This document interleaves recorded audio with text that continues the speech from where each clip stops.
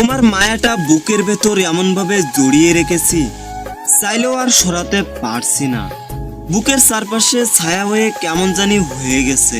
যদি বুঝতাম এতটাই মায়ায় জড়িয়ে ফেলবে তুমি, তাহলে নিজেকে আগে থেকেই সরিয়ে ফেলার চেষ্টা করতাম, আর মনটাকে বলতাম ভালোবাসিস আর যাই করিস, এই মানুষটা কিন্তু কখনোই তোর হবে না। অন্যের উপর অভিমান করে নিজেকে কষ্ট দেওয়া মানুষগুলোই সবচেয়ে বেশি বোকা। সবার সাথে অভিমান করবেন না, কারণ সবাই অভিমানের ভাষাটা বোঝে না। কেননা এই মানুষগুলো সামান্য অভিমানেই আপনার সাথে কাটানো প্রতিটা মুহূর্তের কথাগুলো ভুলে গিয়ে সব সম্পর্ক ছিন্ন করে আপনাকে ছেড়ে যাবে।